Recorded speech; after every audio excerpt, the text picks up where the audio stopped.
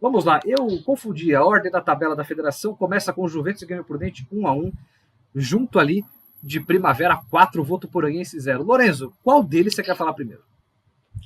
Fala de Primavera, né? Vamos nessa. Que time, né? A Série 2 é o campeonato em que as coisas são sempre muito parelhas, né? Sim. A gente não vê grandes goleadas, até vê esporadicamente, mas é difícil. E a gente conta nos dedos quantas vezes a gente viu um time fazer 3-0 no intervalo, assim, liquidar a partida praticamente no intervalo. E foi o caso do Primavera, né? Fez ali os gols, né, os 3 gols da vitória, encaminhou a vitória no primeiro tempo, no segundo tempo já apenas administrou ali o resultado, mas ainda conseguiu deixar um gol na reta final. Uhum. Mais uma atuação de principal time da competição, acho que dá para dizer, né? O Primavera não é o único favorito, o único invicto do futebol paulista à toa, tem feito jogos para isso, e uma coisa que a gente falava muito no começo do campeonato, é até muito repetitivo, mas é algo muito estilo do Marchiori, né? Montar boas defesas. Sim. O Primavera, ele conseguiu ganhar uma confiança tendo uma defesa muito boa, e agora ele não se limitou apenas a defender, é um time que ganhou confiança para atacar bem e não ceder tantas oportunidades aos adversários. Até que o Cavi criou, no primeiro tempo, algumas chances, mas ainda assim foi uma partida muito boa do Primavera, que aproveitou bola parada, cruzamento, uma partida excepcional do Thiaguinho, né? O Thiaguinho participou dos 3 gols do primeiro tempo. Não vai ser o craque. Em uma rodada normal, ele provavelmente seria o craque. Mas essa rodada, o goleiro do Capivariano, o Guilherme, pegou um pênalti no último lance. Então, assim, provavelmente será ele o craque da rodada. Óbvio que a gente depende do jogo São José e Portuguesa Santista para escolher isso, mas dá para dizer que o goleiro Capivariano vai ser o craque. O Thiaguinho, uma menção honrosa que poderia ter sido craque em outras rodadas. Eu não sei não, hein, Lorenzo? Eu acho que tinha que ser o Thiaguinho. Você acha que tinha que ser o Thiaguinho? Eu acho que tinha que ser o Thiaguinho. Assim, pegou pênalti, beleza. Mas, claro que tem a questão anímica, mas o pênalti aos 90 e o pênalti no primeiro minuto vale o mesmo. 3 participações de gols no primeiro tempo, assim, ele beijou a viúva e fechou o caixão antes do intervalo, participando dos 3 gols. Pode ser, a gente pode debater isso no grupo, até no grupo de membros, se for o caso. Vamos jogar essa aqui para os membros. O Edgar vai ser o primeiro a defender o Thiaguinho. Inclusive, um abraço aí a todos os nossos apoiadores. Agora sim eu consigo colocar os comentários. Boa! O Edgar, falamos e falaremos ainda mais um pouco do Primavera. Nelly Liberatore, minha mãe, para quem não sabe. Boa noite, ótimo programa, muito obrigado. Paulo Lourenço, meu pai, boa noite, meninos. Grande abraço para todos. Oi. Eu queria deixar uma indagação para você. Indague. Na sua opinião, quem é o craque do campeonato? Na minha opinião, quem é o craque do campeonato? Excelente pergunta. Excelente pergunta, e eu não tenho a menor ideia, porque eu não tinha pensado nisso até agora. Assim, faz algumas rodadas que eu não penso nisso. Eu sou uma pessoa resultadista para escolher craque de campeonato. Então eu acho que hoje eu penderia para alguém do Primavera. Eu também. Posso falar? Pode. Afonso. Para mim é o craque do campeonato até agora. Eu acho que é o zagueiro do Primavera, Afonso. Pode ser. É que assim, como eu não vou contar primeira fase, né, assim, claro que a primeira fase é importante, mas no Primavera ninguém vai subir na primeira fase. Então, se a gente for pegar individual, eu acho que os 2 jogadores mais importantes para os seus times são o Neto Berola e o Magrão. Porque eu acho que eles representam o maior número de pontos, ou pelo menos a maior porcentagem de pontos do seu time no campeonato. Né, o Magrão sozinho não vai, mas o Magrão desde principalmente a lesão do Rafael Costa, o Magrão garantiu pelo menos uns 10 pontos para o Juventus ali, participando diretamente. E o Neto Berola, desde o início do campeonato, parece que se ele não jogar bem, o Ituano não vence em hipótese alguma. Então, se a gente fosse pensar por esse lado, eu acho que é que é difícil falar nisso, porque talvez o meu craque do campeonato fosse o Neto Berola, mas não é garantia de que o Ituano vai chegar ao mata-mata. E aí, para mim, se não chegar, ele absolutamente não tem essa possibilidade para mim. E o próprio Magrão, para mim, para ele ser o craque da primeira fase, ele tem que botar o time dele no mata-mata. A única exceção a essa regra foi justamente no Juventus de 2023, que a gente elegeu o Bruno Moraes o melhor jogador do campeonato na primeira fase, porque ele fez 12 gols em 15 jogos, que é um número surreal. Se não fosse ele, o Juventus seria um franco favorito ao título da Série A3 do ano passado. Mas o Afonso é uma boa. Eu acho que o Vitor Hugo, a gente estava falando deles hoje, eu acho que o Vitor Hugo em comparação aos seus pares, né, que a gente falava de posição de goleiro, a gente até falou isso semana passada, o Vitor Hugo faz um campeonato que, assim, se ele fizer um bom mata-mata, ele pode ser mais um goleiro a ser o vencedor. E a gente já teve vários. Na 2 a gente teve o Luiz Daniel e o Kaique França. Na 3 a gente teve o Reinaldo. Então, a gente não tem medo de botar um goleiro como o craque do campeonato. Lorenzo, a gente falando um pouquinho das individualidades do Primavera, tudo, mas não dá para negar que, assim, o forte desse time chama-se elenco. É impressionante. Ninguém chega invicto a 11ª rodada tendo 14, 15 jogadores a nível titular. O Primavera tem uns 18, pelo menos.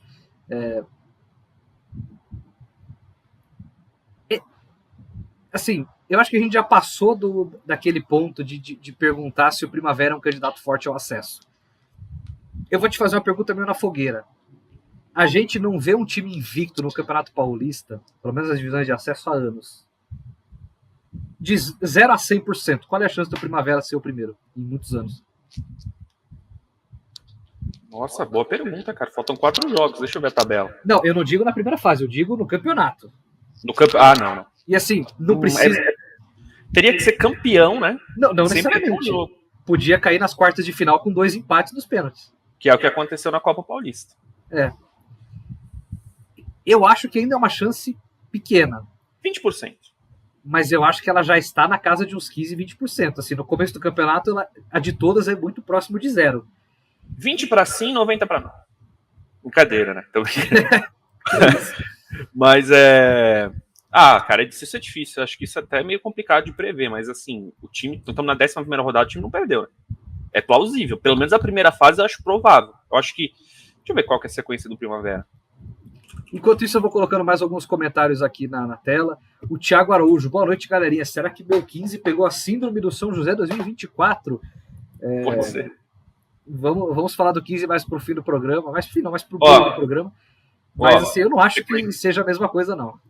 Sequência chata do Primavera, hein? Olha. Capivariano fora. Eu acho o Capivariano, quando ele joga... Na maioria dos jogos, o Capivariano rende. Ele tem algumas dificuldades um pouco ali na defesa, mas assim, nos jogos que ele tem muito volume ofensivo, ele vai muito bem. É um jogo que é perdível. O Primavera pode perder do Capivariano. Sim. Portuguesa Santista, em Eurico Murcio, eu acho que o Primavera não perde. Aí pega o 15 em casa. 15 que vem, né, nesse momento de oscilação. E aí pega o Juventus na última rodada. Aquela última rodada, os times classificados, o Primavera vai chegar classificado na última rodada, eles poupam. Esse, pra mim, é um jogo perigoso se a gente pensar em Primavera, na invencibilidade da Primavera. Porque o Primavera está classificado. Não precisa fazer conta, está classificado. Uma coisa que é interessante, eu mandei no grupo, o Primavera está classificado, matematicamente classificado, não está. Existe uma... Não, matematicamente não, mas sim, virtualmente classificado está, mas matematicamente não. Há um cenário tipo 0.00001, que todo mundo faz 25 pontos, passa para o Primavera no critério de desempate, para a Primavera termina a primeira fase em nono. Eu simulei no Senhor Gol, o melhor site de tabelas esportivas do planeta, porque tem simulador de tudo, inclusive da 2. Você que já está fazendo conta para o seu time classificar, recomendo o Senhor Gol para você usar, é o que a gente usa. E o Primavera não está matematicamente classificado. Deve classificar na próxima rodada, até mesmo perdendo. Assim, é que a chance de 8 times fazerem 25 pontos numa 2, assim, é zero, esquece. Eu acho que o jogo da última rodada contra o Juventus é chato pensando em invencibilidade, porque Primavera classificado com antecipação, talvez o Primavera jogue com um mistão, que assim, não é nem mistão. Seja assim, os 11 que menos jogaram no campeonato, o terceiro goleiro e o banco, a molecada da lista B, sabe? Bem nesse tipo. Mas é fazível, como diria o outro, fazível. E agora, sobre o Votuporanguense, um 4-0, claro, fora de casa contra o líder invicto, mas não deixa de ser um 4-0, hein?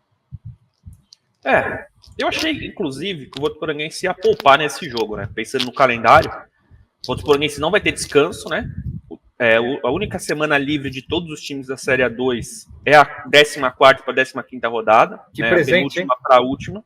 E é justamente quando o Votuporanguense É ou não é? Agora eu me peguei aqui, acho que não é. É justamente quando o Votuporanguense vai ter que enfrentar o Linense, porque seria o jogo da quarta que vem por causa da Copa do Brasil, exatamente. Então o Votuporanguense ele não tem a semana livre e quarta que vem ele tem um compromisso importantíssimo pela Copa do Brasil que pode render ao clube uma grana absurda. Assim. É o jogo do ano. Eu diria que é o jogo do ano também. Então eu pensei, cara, eu acho que esse é o jogo pro Votuporanguense poupar, porque poupa esse, pega o Rio Claro. O Claro que tá com sérios problemas em casa, faz os 3 pontos no próximo jogo. Esse contra o Primavera, enfrentando o líder fora de casa, eu achei que era o jogo para botar o reservaço e botar a rapaziada no jogo contra o Rio Claro para colocar de novo o time titular contra a Aparecidense. Não, o Votuporanguense foi com praticamente força máxima, tinha só o desfalque do Amorim, né? O Amorim ficou no banco? Não, acho que ele estava suspenso. Enfim, do melhor zagueiro do time, digamos assim, né? Foi praticamente com força máxima e tomou um sonoro 4-0.